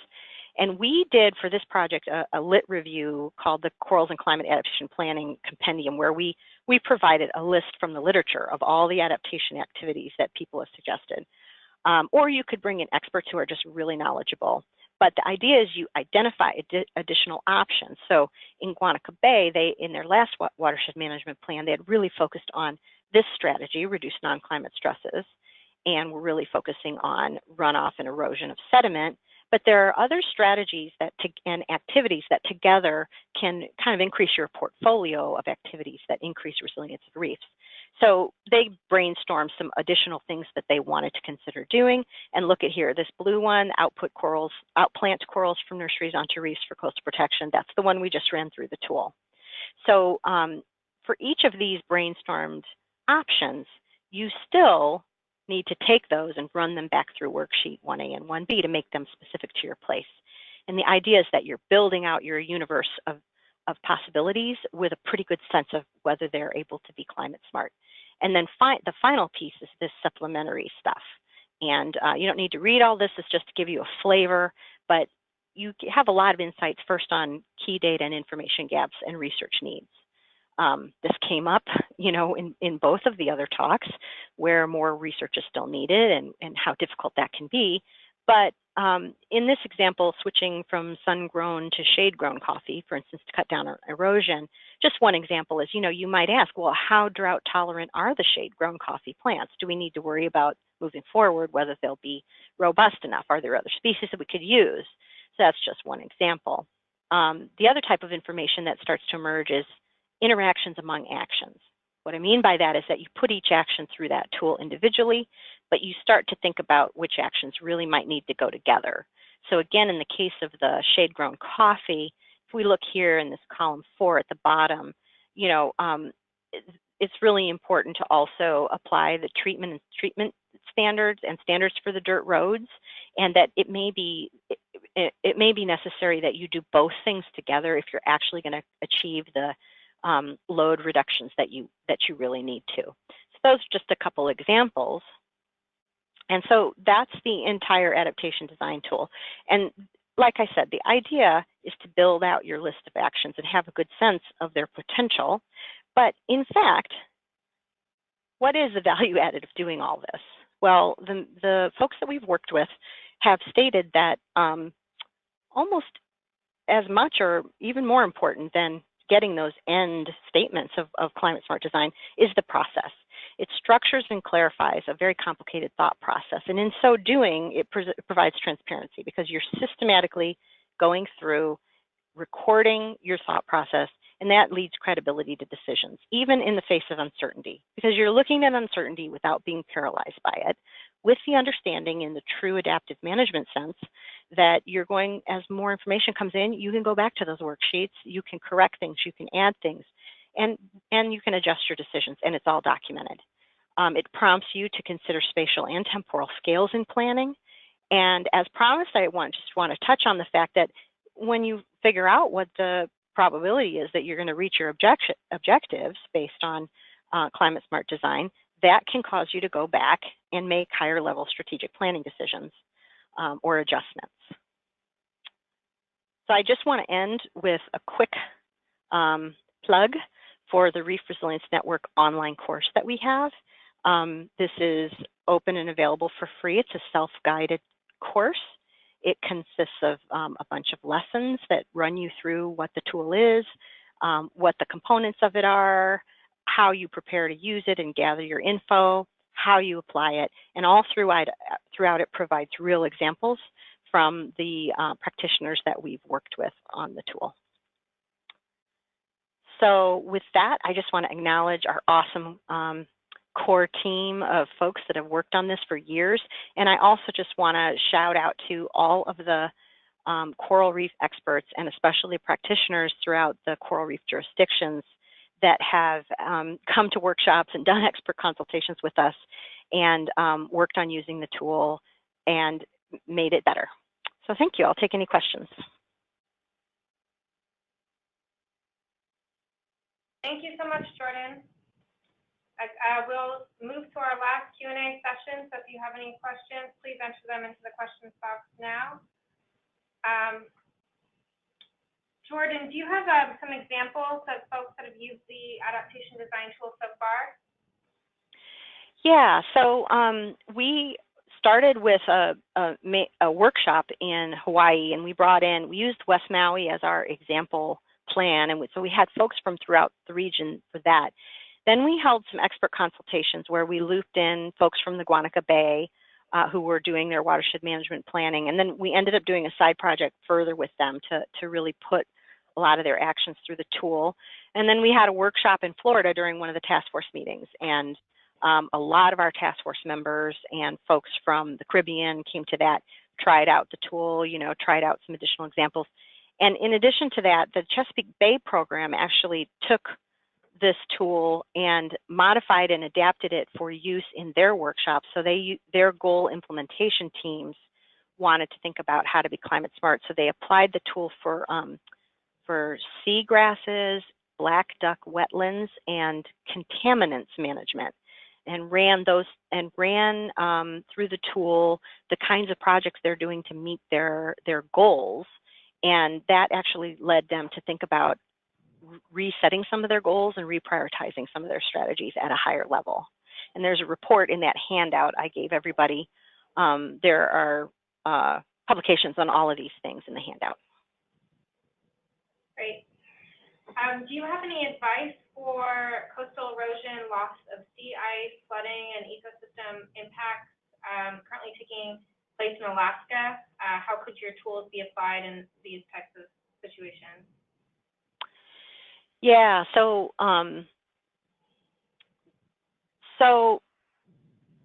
certainly it's designed to think about vulnerability and then think about what kind of actions can be taken to address those vulnerabilities.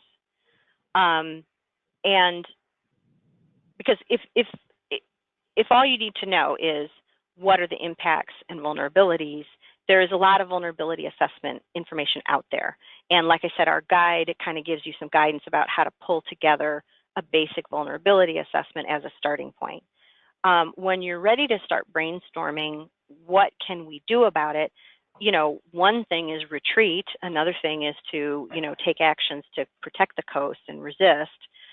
Whatever your ideas are for responding to those vulnerabilities are what you would put through the tool, because usually we have a limited set of techniques that we can use, and we often have some sense of how they work today. But the key is going to be to figure out how they'll work not only today, but into the future. So that is what the tool is intended to do. So you have to pull together a really good team of experts, ideally. We've actually tried it both ways. We've had we had a fellow in our branch run a bunch of actions through and then consult with an expert group. And he got really far looking at potential actions and how to make them climate smart that way. And we've also done a bigger scale workshop where we had like 8 people across a range of expertise working for 2 days together. So there's a lot of different ways that you can do this, but you do have to kind of bring the right experts and the right information in order to use the tool. And then the tool just really helps you step through that and make sense and really identify where your uncertainties are so that you can call for research and information that is critically needed in a clear way and communicate it really clearly. Mm-hmm. Okay, we'll end with this question. So you talk a lot about using the vulnerability assessment, but if a group does not have the resources or capacity to do one, what are some of the recommendations you have to do the basic one you mentioned? Yeah, so in the online course, as well as in the guide, user guide, we mention one thing we used was the LEAP guide that was developed for the Coral Triangle, the Local Early Adaptation Planning Guide, and they had sort of a basic template for pulling together a vulnerability assessment, and you could use that as like a template and then go, to bigger reports or the National Climate Assessment to kind of pull out the pieces that you need. At least this template tells you the kind of information that you need, because you want everybody to be somewhat on the same page, understanding the basic vulnerabilities. So one thing to do is that what we call a desktop vulnerability assessment. And we did desktop vulnerability assessments for the Hawaiian Islands and for Puerto Rico. So those are there, and you could somewhat use those as proxies. But the other way to do it is to bring in an expert on climate change impacts and vulnerability, and have them basically through expert elicitation just provide that feedback and provide sort of a background and be involved in using the tool so that they can help the rest of the group understand how to plug in that vulnerability piece. So those are the 2 ways to do it. Perfect. Thank you so much. Last reminder, if your question did not get answered, please reach out to the speakers directly. And if you would like to access the certificate for this webcast, you can now download it through the handouts panel on the side of your screen. You can personalize this certificate with the names of everyone watching from your location. And once again, thank you to all of our great speakers. Thank you all for joining. The presentation was recorded and will be posted in the next month on the Watershed Academy website. We're currently planning our next webcast for perhaps February, and hope that you'll visit our website in the coming weeks as we post additional details on topic, speakers, and how to register. So check back with us at Watershed Academy for more details. And please do fill out the evaluation that will appear on the screen after the webinar. So yeah, at this time, I'd like to conclude today's webcast. Thank you, everyone, and talk to you next time.